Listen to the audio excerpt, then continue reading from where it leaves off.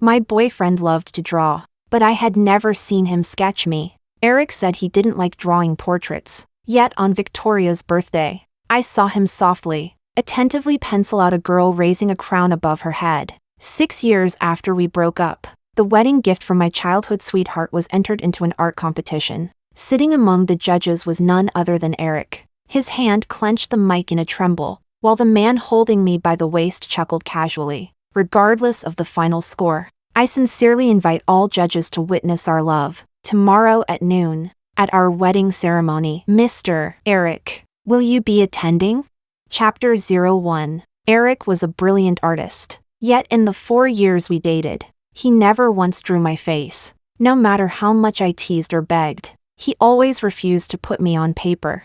I remember, it was a Friday, when Victoria invited Marco to her birthday party. Her intentions were obvious. I passed by with my books, giggling, only to be stopped by Marco's cold glare and a tug at my collar. Are you going to her party? Victoria blinked. Marco and Elena are close? Childhood neighbors. How could we not be? I still remembered every time Marco got spanked as a kid. But in college, Marco became too good-looking for his own good, and I got stuck delivering love letters for years. Eventually, I wore him down and convinced him to pretend we weren't close, just to avoid the chaos. Seeing Victoria, clearly smitten, I rushed to distance myself. Senior. Not close at all. We barely met in electives. Right, Marco?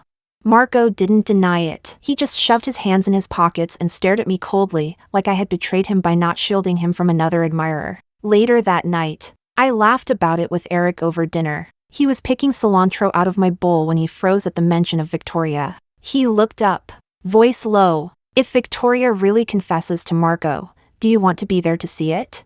Thinking he was jealous, I grinned. Sure, let's go. I want to see how Marco's first girlfriend conquers him. Erick lowered his eyes and gave a soft mem. After a pause, he added, I'll pick you up tonight. We'll go together. I teased him for being petty, but I didn't realize, that day, for the first time ever, there was cilantro left in my bowl. Chapter 02. At the birthday party that evening, I kept scratching my neck in discomfort. Erick, meanwhile, was chatting happily at the karaoke with some classmates he'd just run into. Marco walked over with a plate of fruit, sat beside me, and glanced at my neck. Having an allergic reaction? Did you take your meds? I shook my head. No time. I had classes all afternoon, and I came here straight after. The moment class ended, Erick had shown up outside my door right on time, dragging me straight to the party before I could even mention I'd left my antihistamines at home. I taught him how to pick out cilantro for you. Why is he still slacking? Marco's voice held a rare note of irritation as he gently brushed his thumb along my neck. The warmth of that brief touch stunned me. I quickly turned away, back facing him. He chuckled behind me. Uncomfortable? You've forgotten your big brother now that you've got a boyfriend? So tense, like I'm contagious. I kicked him lightly in retaliation. Just then, Victoria walked in, dressed like a proper birthday princess in a short flouncy dress that showed off her long, pale legs. Everyone turned to look, catcalls erupting. Even Erick's eyes paused on her face. Victoria's gaze floated past the crowd and curved into a sweet crescent moon smile as she called, Marco, you came. I quickly stood up to give her my seat and didn't catch whatever Marco muttered in reply. People began crowding around Marco and Victoria. As I tried to slip past the crowd, I overheard some gossip. Hey, isn't that Erick? Wasn't he the one who confessed to Victoria back then? What's he doing here? He came as someone's boyfriend, right? Bet he heard Victoria's gonna confess to Marco and wanted to see it for himself. Wow, his girlfriend really has range. She's okay with this? The party continued, and soon the room was caught up in a game of truth or dare. Those stray words buzzed in my head like flies. I scanned the room. Erick was no longer in sight. Rounds passed, and then it was finally Victoria's turn to ask Marco a question. Blushing furiously, she looked at him and asked, Is there someone here that you like? The crowd roared with excitement. Marco leaned back, his gaze dark and unreadable, and nodded slowly. Victoria's face went crimson. Her chest rose and fell rapidly. I have something to tell you. The music stopped. Everyone held their breath, waiting for her confession, and I couldn't take it anymore. I bolted from the room. Chapter 03. At the end of the hallway. By the window. Erick was quietly sketching under the soft night light, pencil in hand, his expression gentle and focused. That back, one I had embraced countless times, suddenly felt so unfamiliar. I had a crush on Erick all through high school. For 2 full years. That quiet boy always sitting by the window, drawing away with a strikingly handsome face. I used to fake passing by his class, just to catch a glimpse of him immersed in his sketchbook. Later, we finally started talking, and once I fell for him, I made it obvious. He liked art, so I bought him an expensive set of acrylic paints as a gift for Chishi Festival. He forgot his umbrella on rainy days. I just happened to show up beside him, heading back to class. I have an umbrella. Let's walk together. That umbrella? It stayed open between us for 3 whole years, but I still waited, always waiting for Erick to say the words, "I like you." In the end, it was Marco who couldn't stand it anymore. He pulled Erick in front of me and bluntly tore down the wall I was too afraid to breach. "Hey, do you like Elena or not? She's not your damn butler. If you don't like her, just say it and let her go." I stood behind Marco, legs trembling, terrified Erick would be angry and walk away. But instead, he didn't hesitate. With a trembling voice, he said, "I do. I like her. Of course I do." That day, we became a couple, all the way through junior year of college. Our love was sweet as honey. I used to think, "Elena, how lucky you are. The boy you adored from afar is now your boyfriend." Erick's possessiveness, his rare warmth, he showed it only to me. But tonight, for the first time, I realized the deepest secret in Erick's heart was never me. I stepped closer, heart in my throat. The sketch on the paper showed a girl, a princess dress, heels, a raised crown. Erick's pencil moved quickly, finishing the face in a few confident strokes. I held my breath. The crescent eyes sparkled with a radiant smile under the moonlight. There was no mistaking it. He was drawing Victoria. Chapter 04. I can't quite remember how I felt in that moment. What I do remember is a night, long ago, back when I got upset with Erick because he refused to draw a portrait of me. He immediately set his pencil down and hugged me, coaxing softly, "Elena, I don't like drawing portraits. Doing it half-heartedly feels disrespectful to the person, but doing it properly takes too much effort. Cut me some slack, okay?" He smiled and looked at me without blinking. "Come on. Let it go. I'll make it up to you." The boy's face shimmered under the light, delicate and dazzling. I got so nervous I couldn't speak. He leaned in and gave me a light kiss on the cheek, then chuckled softly into my ear. I couldn't help laughing while dodging slightly. "Why are you more clingy than me? Our roles are all mixed up."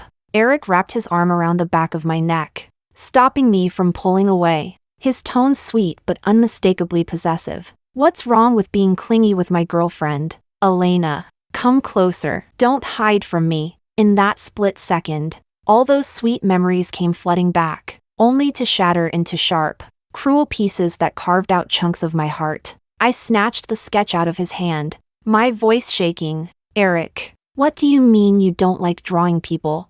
Then what's this? Who is this person you drew?"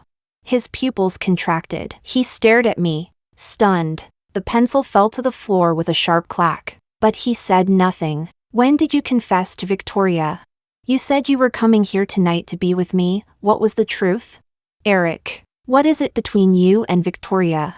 I sobbed, completely losing it, and collapsed into his arms. My tears soaked into his cold jacket. He gently patted my back. I thought he'd say something to comfort me, but instead, his voice came out rushed and panicked. "Elena, keep it down, don't make a scene out here. Wait till her party's over. I'll come back and we can talk." The moment my heart turned to ice, my arm ached sharply. Someone yanked me out of his arms with force. My wet lashes touched something warm. I was pulled into a much stronger embrace. Marco's hand covered my eyes, his chest rising in rage. "Hey, why are you crying like this? Huh?"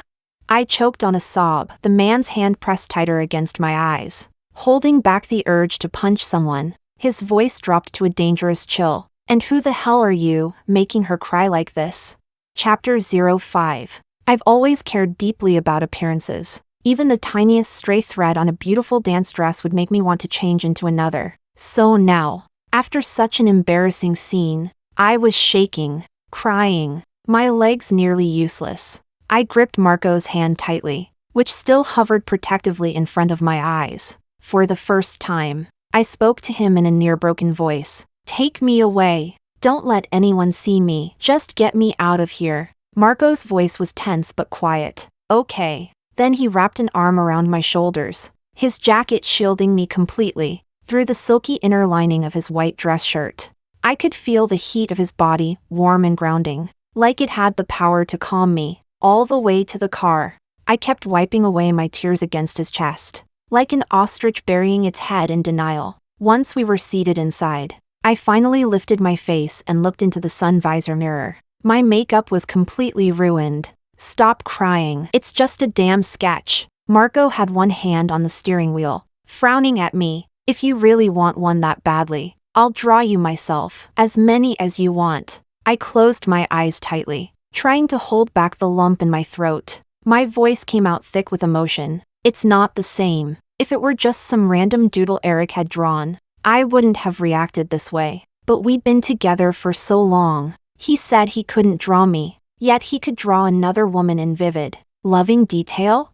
It just didn't make sense." My thoughts wandered. I turned to Marco and asked, "Victoria's had a crush on you for ages, right? Are you close to her? Do you know if anything ever happened between her and Erick?"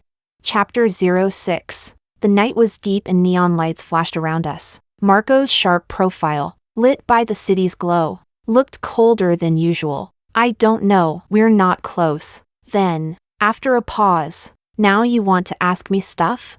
Plenty of people have crushes on me. You think I've got time to investigate all of them? You think I've got nothing better to do?"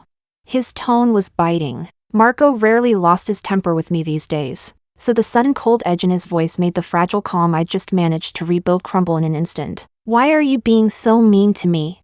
Back in school, when that creep was stalking you, I was the one who handled it. Remember how many girls gossiped and badmouthed me? I didn't care. And now you." The moment I got emotional, I started dragging up old memories. But Marco didn't let me play victim. His tone stayed sharp and cutting. "Oh yeah? So when Erick confessed to you, who was the one who helped you behind the scenes? Who covered for you when you skipped class to spend Valentine's Day with him? Forget the past. Just now, back in that KTV room, you were crying like hell. Who did you call to come get you? And now you're throwing a tantrum at me? Acting like I'm the one who wronged you? Elena, all this messy back and forth between us, can you really say you've kept track of it all?" Marco almost never loses control like he did at the KTV. That kind of explosive rage? Not his style. Normally, he's the arrogant prince type who'd argue with logic, find your weak spot, and stab right into it. And that's exactly what he was doing now. I stared at him, dazed from the verbal barrage. When he parked and cut the engine, his face was still cold as ice. "Get out." So I did, storming off, head down, without looking back. Chapter 07. As soon as I stepped through the door, I saw my mom doing bedtime yoga in the living room. She looked up and frowned. I ran straight into my bedroom and locked the door behind me. Just as expected, the knocking started almost immediately, along with my mom's irritated voice. "Elena, didn't you just tell me you couldn't come home to practice because you were going to Victoria's birthday with Erick? What's going on now? You're crying like this. How are you supposed to compete in tomorrow's competition? I told you to break up with him a long time ago. You never listened. That guy's your jinx. Every time there's something important coming up, he picks a fight with you, like he's trying to ruin you." My hand clenched tightly around the doorknob, trembling. She wasn't wrong. On the surface, Erick and I looked like the perfect couple these past 4 years. But every fight, no matter how it started, always ended the same way. With me giving in, with him half coaxing, half kissing me into surrender. But it wasn't that I was easy to coax. It's just, I cared too much about pride. I stubbornly told myself, he's already come this far to make up with me. If I keep pushing, keep asking for the truth, I'd look desperate, like I had no dignity. But the truth is, once something cracks, it can never go back to perfect. Every time I came home after a fight, I couldn't help but obsess over his behavior. Did he stop liking me? Was he just tired of me?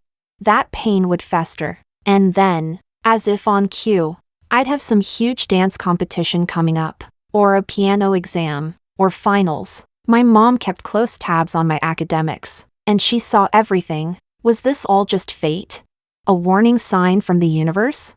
I stayed quiet for a long time before finally speaking. Mom, I'm fine. No matter how badly we fight, it won't affect my dancing, because no matter what happens, on stage, I never mess up. Not once, not ever. Since I was a little girl, I've always done everything perfectly. Chapter 08. This competition was part of an evaluation hosted by a prestigious dance troupe from the UK. As long as I placed in the top 3, I would automatically qualify for a student exchange to an arts academy in Britain, under the name of the troupe, and upon graduation, a guaranteed position in the company. This troupe was the dream my mom never achieved in her youth. She poured all her unfulfilled ambitions into me from the moment I could walk. The lucky part? I love to dance. The unlucky part? I don't love the life she planned for me. Even back when she found out about me and Erick, she disapproved of his background and pressured me to break up with him. I stood my ground. That's why this competition? I never planned to give it my all. My plan was just to pass, barely. No mistakes. No brilliance. No spotlight. Just enough to keep my mother off my back. Especially now, with everything unresolved between Erick and me. I didn't want to go to Britain, but when I stepped into that arena, when I saw the fierce competitors from all over the country, dancing like their futures depended on it, something inside me caught fire. A desire to rise, to win, to defeat the best. I walked onto the stage, the spotlight blinding, the air electric. My costume shimmered in the sun like liquid silk, flawless and luminous. And I heard a voice at my ear. Elena, disappoint anyone you want, but not this. A voice from deep inside. My own voice. Chapter 09. The competition lasted only a day. Results came out that same night. By Monday morning, a banner was already hanging at the school gates. Huge letters congratulating me on being accepted into the UK's prestigious dance company. Word had it. The school was planning to feature my story in their next recruitment campaign. In our morning class, teachers and classmates gathered around, offering congratulations. I smiled, said thank you, and silenced my vibrating phone. Erick had been trying to reach me in every way possible. After I returned to the province, my mom handed my phone back. It was overflowing with missed calls and apology texts from him. At noon, I stepped out of the classroom. In the crowded hallway, I saw someone walking against the tide of students. Erick. When I was 17, I was always the one walking against the crowd, just to catch a glimpse of him through the classroom window. Now, he was the one walking toward me. He looked tired, but happy. He pulled me gently into his arms and said, "You're okay." I'm so relieved. He sighed and nuzzled my ear like nothing had ever happened, whispering, "My Elena is amazing. No matter what you do, you're always the best. I'm so proud of you." And in that moment, the breeze through my hair was gentle and warm. It caressed my cheek and then vanished into the sky. But inside his arms, I felt myself slowly waking up from a dream. Maybe Erick didn't realize. At the very moment I looked up and saw him, all the fear, all the hesitation that had clung to me, melted away, gone, carried off with the wind, and I heard my own voice, soft but clear, I'm happy too, Erick. Let's break up." His arms froze. Chapter 10. He suddenly pulled away and grabbed my shoulders. Those dark eyes, rimmed with red and exhaustion, locking onto mine. "Elena? What are you saying? Are you still mad at me?" I stared straight into Erick's uneasy gaze. He lifted his hand to cup my cheek. His voice rushed and anxious. "I thought, you getting first place meant the emotion had passed. That you'd moved on. That it didn't matter anymore. But I didn't expect." Erick suddenly gripped me tighter, his fingers digging into my shoulders, pain shooting through me as he pleaded, "Elena, believe me, from beginning to end, the only person I've ever liked is you. There's nothing between me and Victoria. No flirting. I never confessed anything. It's not what people are saying." I frowned, pulled away from his hands, took a few steps back before looking him in the eye. Fine, then tell me. What exactly is going on between you and Victoria? The hallway was nearly empty now. No more students lingering. Erick hesitated. Then finally, he closed his eyes and laid everything bare. Victoria was just someone I met at the hospital. My mom was hospitalized and needed a caretaker. My dad had to leave for something urgent, so he asked me to stay for the afternoon. At the time, my mom was asleep, and I thought she'd be fine, so I went outside the hospital to sketch. At that point, Erick lowered his head. His hands trembled as they clenched into fists, like he was reliving the terror. But because I left, because of my negligence, my mom almost died on the operating table. I stared at him in disbelief as he wiped at the corner of his eye. When he looked back up, his eyes were red, glassy, flooded with emotion. Victoria was the one who pressed the emergency button. She got my mom into surgery in time. Just a few seconds later, and I might have lost her forever. After that, I couldn't even pick up a pencil for a long time. Every night I'd dream of that moment, my mom dying because I chose to draw. And it was Victoria who comforted me. When everyone blamed me, she told me it was over, that I could start again. The man before me seemed trapped in his own hellish guilt, covering his eyes. He choked. I couldn't draw anyone else after that, because when I finally picked up a pencil again, all I could see was her. All I could draw was her. Her dancing in front of his grandmother's hospital bed to cheer her up. Her lifting that birthday crown with a glowing smile. All the memories from a time no one else knew about. Maybe not even Victoria realized that Erick had cast her in the role of his savior, his muse. No one forgets someone that important. That's why, when they reunited after so long apart, he looked at her like he was falling in love. That's why, when he found out about Victoria and Marco, he used my connection to get himself invited to the birthday party, to offer his blessings. That's why, when I broke down crying outside the KTV that night, Erick begged me not to make a scene, because the first thing he worried about was ruining her birthday. Chapter 11. Boom. In an instant it was like several heavy bells were slamming against my eardrums. Every sound around me turned hazy and muted. I stared in disbelief as Erick's tall figure crouched down in front of me, clumsily wiping at his tears. Erick. I don't. My choked words hadn't even finished when Victoria's voice suddenly appeared. Erick, Jr., the beautiful senior, her own eyes reddened, stood before us. Erick instantly stood up, glancing back at her. Victoria? What happened? Are you okay? The man's anxious run toward her was even faster than when he'd come to me. Victoria cast me one long look, bit her lip, and turned away. Erick wanted to follow, stopped, then looked back at me. Time stretched out endlessly. I knew my silence wasn't meant to keep him, but at that moment, maybe he thought it was. He furrowed his brow and called out, Elena, please believe me, wait for me. And then he immediately ran after the girl in the dazzling dress. The world went quiet again. Marco, who had been silently standing behind Victoria, his expression dark and brooding, finally walked over after a long pause. He reached out and gently touched my head. His voice was soft, tinged with regret and helplessness. Elena, don't cry. I wiped my tears with one hand, stubbornly turning my face away. My voice firm. It's okay. You know me. I've never worn a dance dress with flaws. That kind of thing, I just throw away. The trip to Edinburgh was arranged by the dance company. Aside from my professor, the only person at school I told about my departure date was Marco. Maybe he had class today. I waited until the last moment at the airport. He still didn't come to see me off. Go on. Don't wait anymore. Take care of yourself over there. Call your mom if anything happens. My mom kissed my face, her eyes a mix of pride and worry. There was also a trace of reluctant attachment.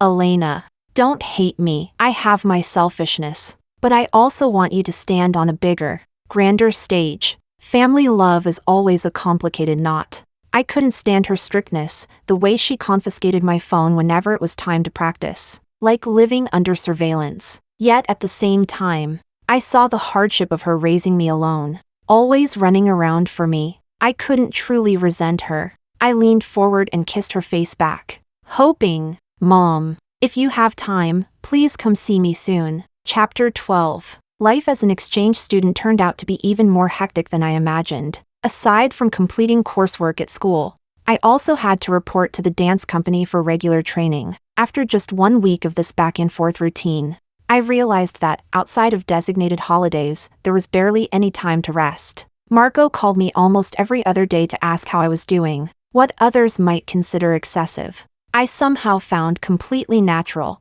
It was a hot August. Cicadas buzzed in waves. Inside the apartment, the air was cool and comfortable. I laughed softly. It wasn't until I came here to study that I realized we've barely spent any time apart before. Even at our busiest, we'd still run into each other in the cafeteria or outside my house. It was still daytime on his side. The campus buzzed with life. Marco laughed too, his voice rich and warm amid the noise. What? Suddenly not seeing me feels strange, doesn't it?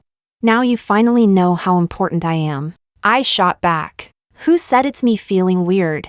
Wasn't it someone else who called nonstop for half an hour just to make sure I'd answer? Definitely not me. Marco paused. Then his voice dropped. Softer. More serious. All right. Fine. It really is me who's not used to this. The day you left, I got caught up with something. I didn't get to see you off, and I've been wondering ever since. When you left this place, did you feel anything? Did you even hesitate?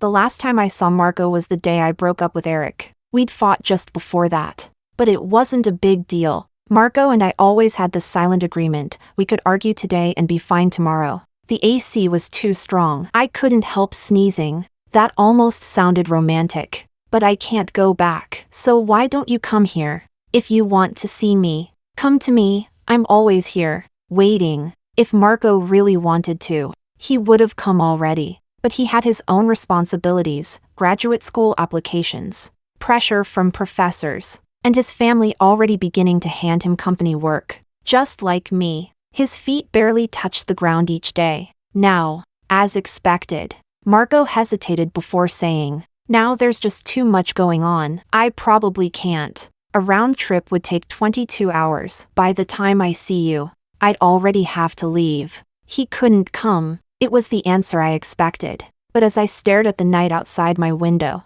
a faint ache bloomed in my chest. It had been months since I arrived here, and even my mom hadn't come to visit. Everyone had their own life. Everyone was busy. Back in high school, when my mom was away on long work trips, I used to stay over at Marco's house like it was second nature. But now, I spent so much time alone. I often practiced dance alone, completely disconnected from the world, until Erick entered my life during those quiet, lonely nights. It was his silent sketching across a video call that kept me company. I blew my nose, voice thick and muffled. I was just joking. Of course your studies are more important. Don't take what I said to heart. I have practice tomorrow. I'm going to bed. Hanging up now. Chapter 13. One day, I finished dance practice alone. I paused for a moment on the steps of the studio, admiring the stunning afterglow outside the arched window. The very next second, a familiar voice swept in with the warm breeze. "Elena." I turned around, and there Marco stood, not far from me. His features were sharp and defined, eyes gleaming with mischief, one hand stuffed into his pocket. He wore that typical young master air, laid back, cocky, effortlessly charming. A lazy smile tugged at his lips as he looked at me. I stood there, stunned, half suspecting it was a hallucination, until he stepped right up to me and flicked my forehead. "Staring at me like that? Hold yourself back, would you?" His teasing was obvious. I scowled at him. "What the hell? Didn't you say you weren't coming?" "Aw, what's this? Are you mad?"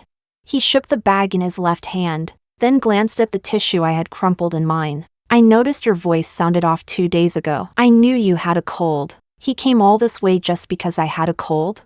I looked at him suspiciously. Marco immediately pulled out a pack of tissues. "Your rhinitis always flares up when you catch a cold, right? Can't stop the runny nose. Remember back then when you didn't bring enough tissues and felt embarrassed in front of classmates? You cried all the way home." I took the small pack of tissues from him. Speechless, Marco crouched down and unzipped his backpack, launching into a monologue. "Brought you supplies. These here are travel-sized packs for your bag. box tissues for class, toilet rolls for the dorm. Oh, and here, cold medicine, allergy meds, bruise cream, pain patches, all stuff you've used before, so no worries about side effects. Just make sure you sort them properly and keep them somewhere easy to reach. The sunlight spilled onto his dark, soft hair, outlining a quiet gentleness. I blinked, dazed. You came all the way to Scotland just to bring me this?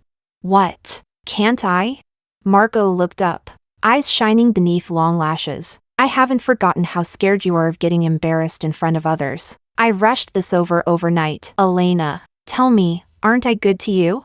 Of course. Marco had always been good to me. Back when I'd cry from embarrassment after a rhinitis attack during a cold, he'd mock me for being dramatic, saying I had a princess complex. But then he'd silently stuff my school bag with tissues and meds, just so I wouldn't go through that again. Now, looking at the dark circles under his eyes, it was clear he'd been worn out lately. Yet just hearing I had a cold, he came all the way to Scotland. Something rose up in my chest, indescribable and overwhelming. My first instinct was to scold him. Why would you go this far? I'm not even short on money. I can take care of myself now. I'm not that clueless little girl anymore. Who would fly across countries just for something like this? Isn't that exhausting? Isn't that a bit too much? So many words clogged my throat. Marco tilted his head slightly, eyes clear and questioning. In the end, I couldn't say a single thing. Chapter 14. Marco was truly busy. He barely had time for one meal with me before he had to rush back. At the airport, he let out a nearly inaudible sigh. It's so hard just to see you once, and your mom had to send you so far away. I stayed silent and slipped a small gift into his hand. I'll be staying here even longer in the future. In that moment, I stared at Marco intently, as if I didn't realize the storm I had just unleashed with those words. Then I told him, Marco, you should start dating someone soon. Don't wait for me. In the distance, a plane roared into the sky, taking off. At the boarding gate, Marco suddenly froze in place, like time had stopped. It wasn't until someone nudged him forward that he finally moved. As he left, he looked back at me. His eyes were dark and intense, like a predator slowly emerging from the shadows, locking eyes with its prey, a gaze that promised possession, not possibility. Cold sweat slid down my back, and my heart pounded like thunder. It was as if I had suddenly realized what I'd just shattered. Even the slowest mind would have sensed it. Marco had brought more than a visit on this trip. He'd brought his feelings. And in that moment, I hadn't even had the chance to ask myself how I felt.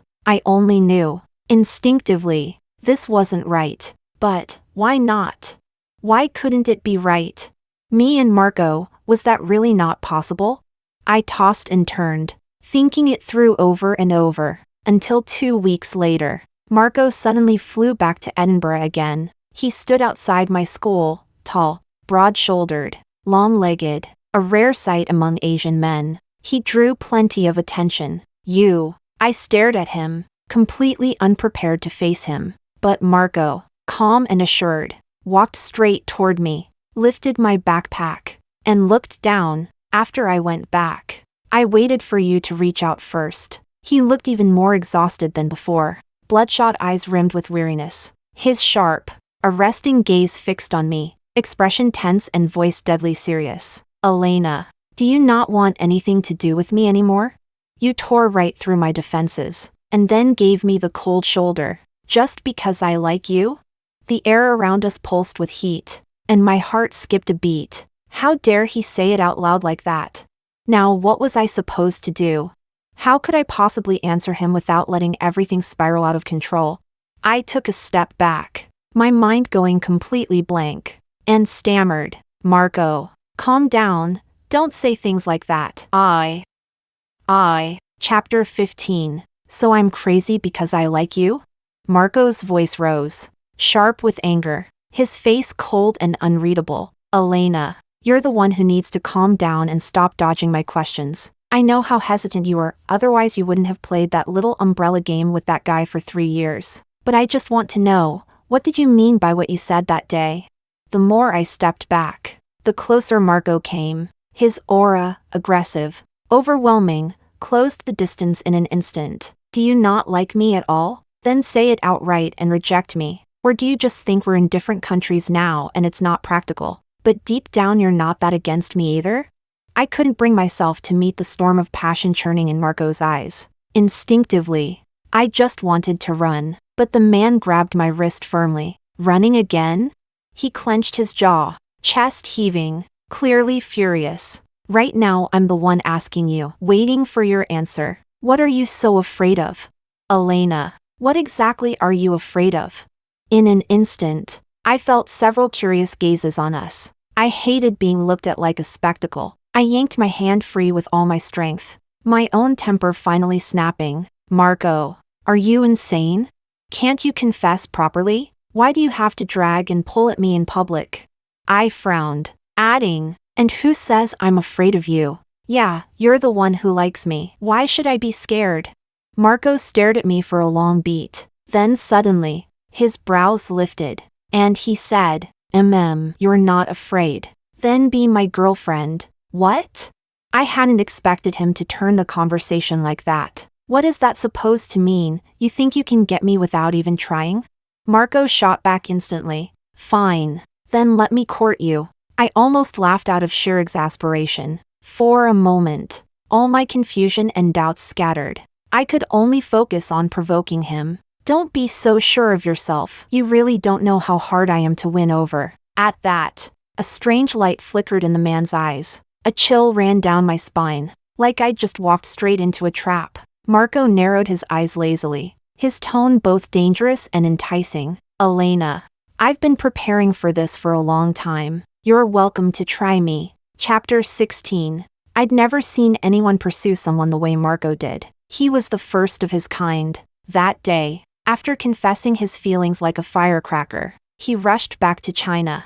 After that, every day after class, there would be a large, eye-catching bouquet of roses waiting for me at the school gate. In less than 2 weeks, my apartment practically turned into a greenhouse, as the glorious sea of roses threatened to drown my room. I teased Marco over the phone. Marco, Mr. Big Shot, tell me, did you Google how to woo a girl and just pick the top search result? Roses? That's such an overused, cliché move from years ago. On the other end, Marco chuckled mischievously. Cliché? I wouldn't be so sure. See? It hasn't even been a full month.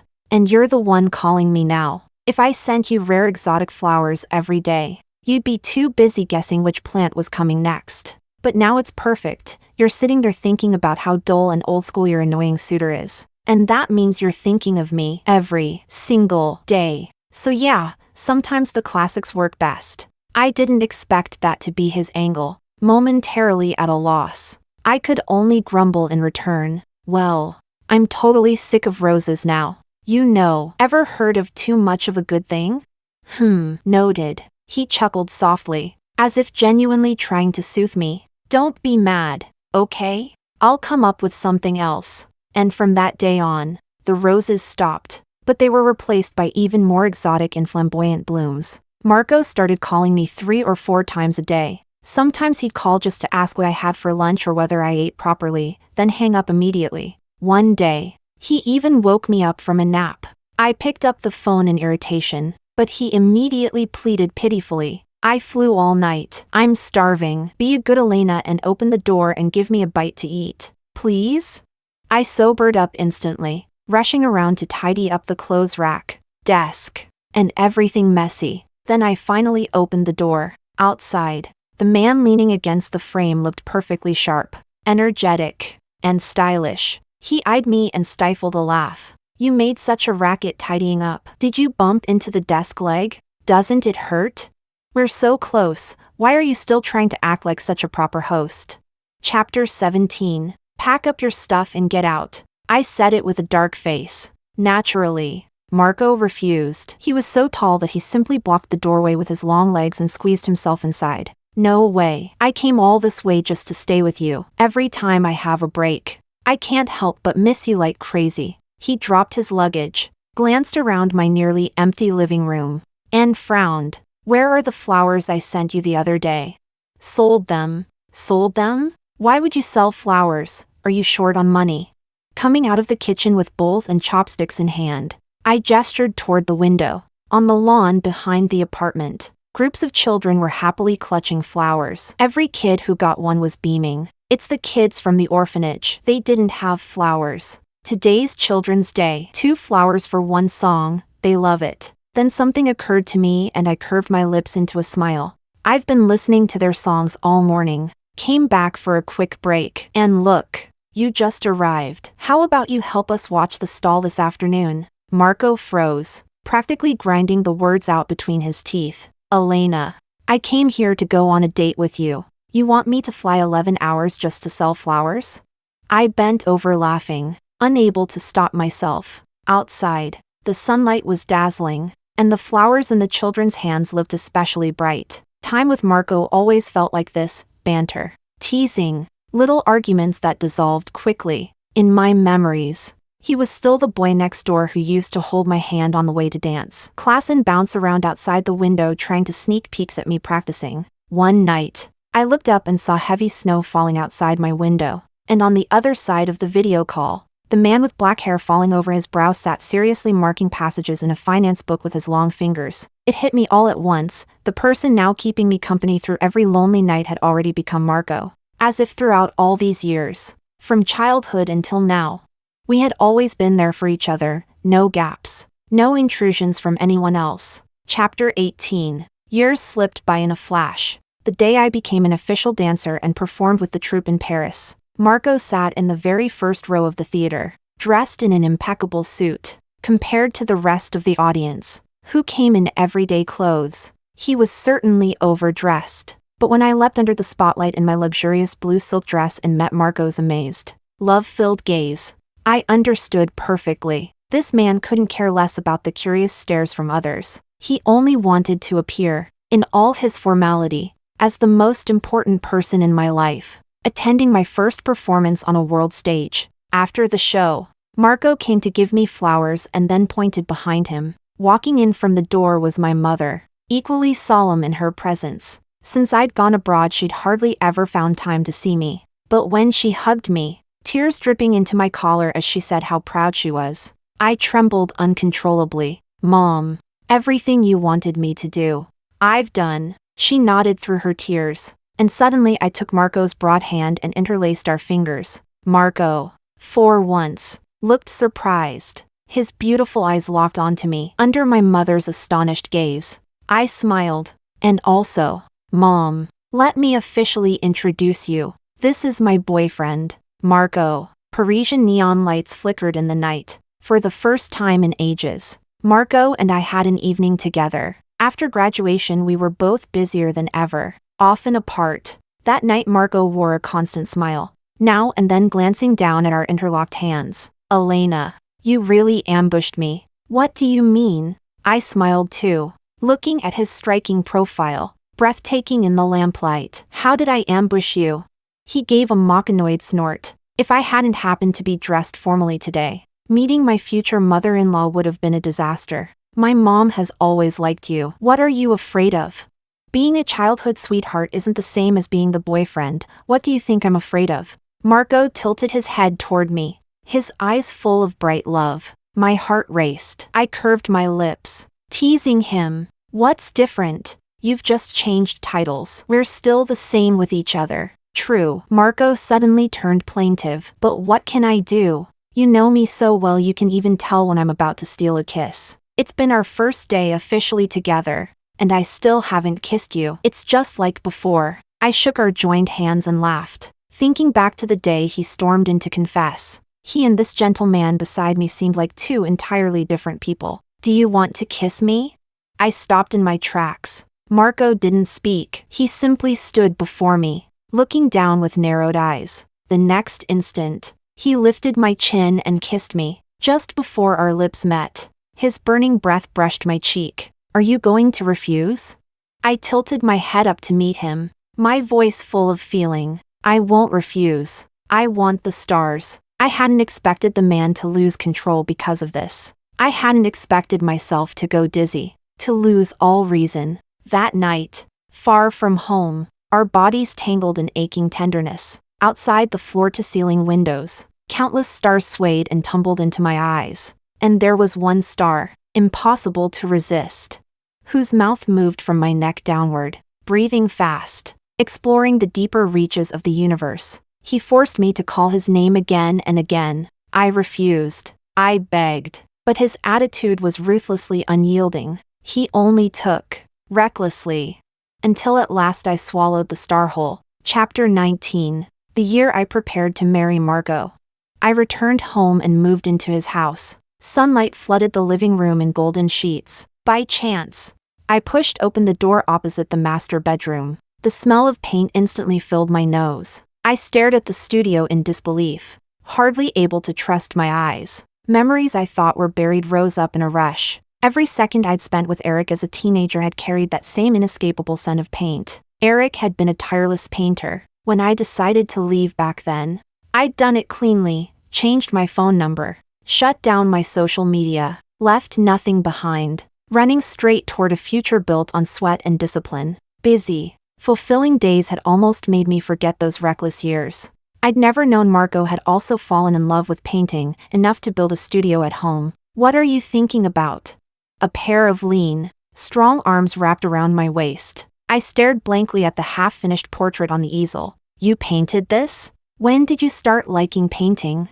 Margot rested his head in the hollow of my neck. His breath tickled my ear. Sophomore year of high school. He murmured. Back then I said if you wanted a portrait, I'd paint you as many as you liked. You ignored me and just said I wasn't like that guy. You're so heartless, darling. I frowned, searching my memory, then realized, no, I didn't mean it that way at all. Well, that's how I understood it. Margot released me, walked further in, and pulled off a white cloth. Beneath it lay stacked portrait frames, each one of me. Me laughing in the sun with a trophy. Me dancing with my eyes closed. Me curled up on the steps, knees hugged tight in sadness. Even a still of me in snowy Edinburgh that had caught his gaze. The further back you looked, the more the trembling strokes showed. It was clear Margot had poured hours into drawing. Countless attempts. Before his lines gained today's moving precision. You didn't draw all these just because I used to mind that Erick never painted me, did you?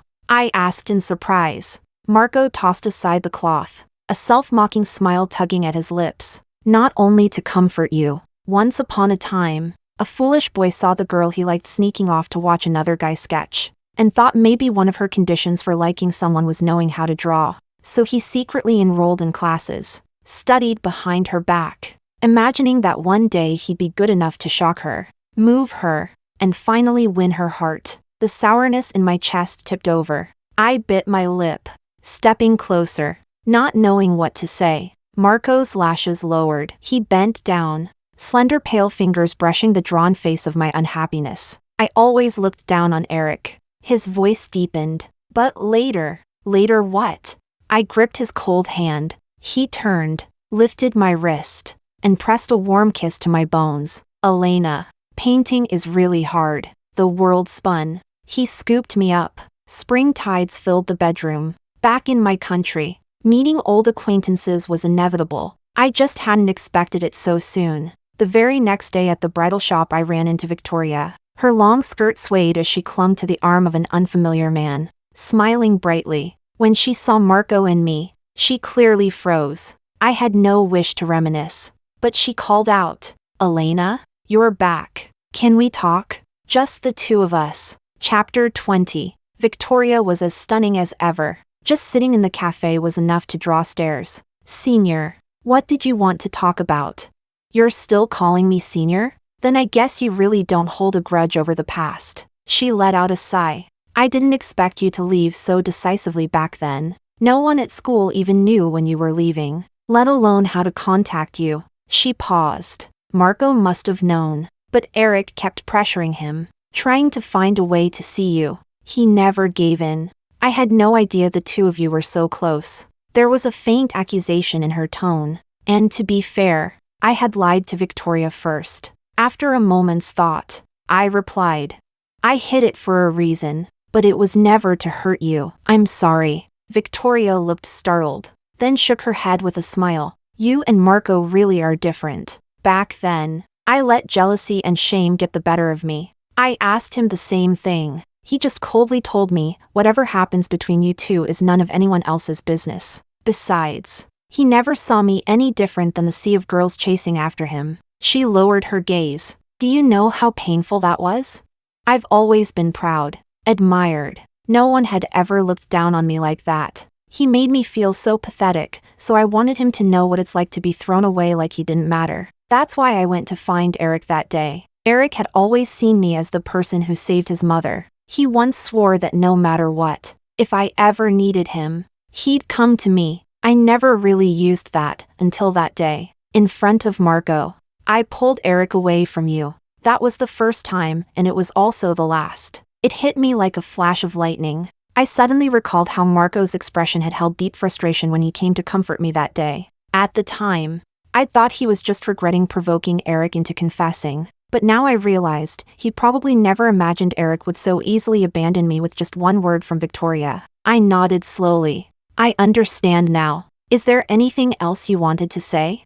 Maybe my calm response threw her off. Victoria studied me for a moment, then shook her head. No, just one last thing, I'm sorry. I apologize for the malice I showed you back then. If I wanted revenge, I should have taken it out on Marco. Besides, when you fall for someone who never gave you a clear answer, you should be prepared to get hurt. After you vanished from the country like you'd evaporated into thin air, Erick went crazy trying to find you. He even skipped classes, nearly missed graduation. That was when I truly regretted it all. I shouldn't have done that to you, and I ruined your relationship with him. Elena, I'm so sorry. I hope you can forgive me. Her fingers shifted slightly, and her wedding ring shimmered in the sunlight. Honestly, Victoria could have said nothing and just moved on, started a happy life. But on such an important day, trying on wedding dresses, she saw me and still chose to apologize. I hesitated a moment, then gently took her hand and smiled.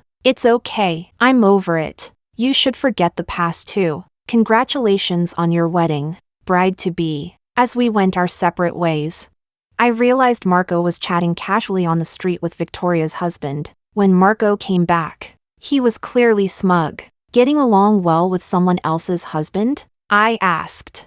Skeptical. Marco squinted at me, smirking wickedly. Do you know who he is? He's the organizer of the city art exhibition. I asked him for a favor, got a surprise for you. Later I found out the gift was more like something Marco gave himself. He secretly entered a painting he'd been working on behind my back into the city's art competition. On the day of the judging, using the excuse of giving me a wedding gift, he dragged me to the venue. I sat with him in the contestants section. The panel of judges entered, all smiles, and then, after all these years, Erick stood directly in front of me. Chapter 21. He looked as dazzling as ever, but the smile on his refined face froze the instant his eyes met mine. Shock, disbelief, and a rush of joy flickered through his gaze, until Marco, propping his chin on his hand, leaned against my shoulder, waved enthusiastically, and called out, Professor Erick, I've admired you for so long. Painting after painting was evaluated until the microphone called Marco's name. He seized my hand and strode to the center of the hall like a natural-born guest of honor. He introduced the piece, a romantic, double-figure painting of a couple embracing, symbolizing beauty and hope, as his wedding gift to me. Under everyone's burning gaze, I held my smile at the center of the stage. A moment later, thunderous applause erupted. Then Marco turned me around, his palm pressing against my waist with a grip like a lock. On the judges' panel, Erick's dark eyes trembled. His hand, clutching the microphone, was taut and shaking. Marco, seemingly oblivious, smiled lightly and said, So, that's the meaning of this painting. I wanted to make it a milestone and dedicate it to my beloved wife. And today, whatever the competition result, I invite all the judges to witness our love. Under the lights, Erick's face turned ashen, as if anger were about to burst through his self-control. Marco's superior gaze, half-smile playing at his lips, fell on him softly. Tomorrow at noon, Professor Erick, will you come to our wedding? Erick's eyes shifted away from me. After a long pause, he said, Unfortunately, I have work tomorrow. I'll offer my congratulations here. The rest of his words seemed to choke him. Even the other judges glanced at him with confusion. The veins on his hands stood out as he gripped the microphone. Drawing a deep breath. I wish you both 100 years of harmony and a life free from worry. Then he slammed the microphone down, making a harsh sound. Everyone stared at the stiff figure of the man. He lowered his head and said to an older colleague, "Sir, this lady is an old acquaintance of mine. For the sake of fairness, I request to step down and have someone else take my place." The elder nodded, and Erick quickly left the venue. That retreating back looked so much like the day he left me long ago, except now it carried the air of someone unable to bear his own defeat. After the exhibition, we prepared to leave. Marco chattered proudly about how his painting had made the top 8. A young man in worn canvas shoes suddenly approached me and handed me a rolled-up painting. Puzzled, I unrolled it, and there I was, dancing in the Paris theater, snow settling on my hair as I spun gracefully. Inside the roll was a note, written in a hand both strange and familiar. Elena. I realized too late that the palest thing isn't words, it's waiting. That year, I tossed off one line asking you to wait for me, then let go and left. In the barren years that followed, the one who waited could never see you return. I came from a poor family. It took me years to save up for travel and tickets abroad. But I was lucky, I made it to your first performance. You were beautiful, shining from the farthest place away from me. Later, I painted this. Maybe now it's worth not even a fraction of Marco's wedding gift to you. But at least it could sell for a decent price. Is your troupe's next tour starting in Beijing? In the smoggy weather, remember to bring your medicine. And also, I love you. I'm sorry. Chapter 22. The wind swept across the sky, and the paper rustled softly. Marco stood beside me with a cold expression, his eyes fixed tightly on me. I lowered my gaze, tore the note into pieces, rolled the painting back up, and handed it to the young man. Thank you for coming all this way. You don't need to return this painting to your teacher. Sell it in my name, and keep the money for yourself. The young man froze, then shook his head quickly. No, I can't. My teacher is the one who's been sponsoring me. How could I? I tilted my head and gave him a small smile. Your teacher will agree. You can tell him if you like. And besides, my lover once told me that painting is hard. Take this as a reward for making it this far. Your teacher is an incredibly diligent and talented man. I hope one day you'll be the same. I still remembered. Back in sophomore year, even while Erick was struggling to survive and study, he still made time to tutor poorer underclassmen for free. Time rushes forward, and everything changes. But at least, stripped of the veil of romance, I had not misjudged him as a person. The bedside lamp glowed dimly. The snowman music box I'd bought on the streets of Edinburgh years ago was still carefully kept at my bedside. Marco's lips trailed across my ear, my mouth, my neck. In his eyes seemed to glitter 1,000 shifting lights, brilliant and unpredictable. What did you call me today? In front of that student? His advance didn't stop, yet his tone was soft and entwined. I lifted my head, sank into his gaze, and smiled radiantly. Star, my love, I love you so much.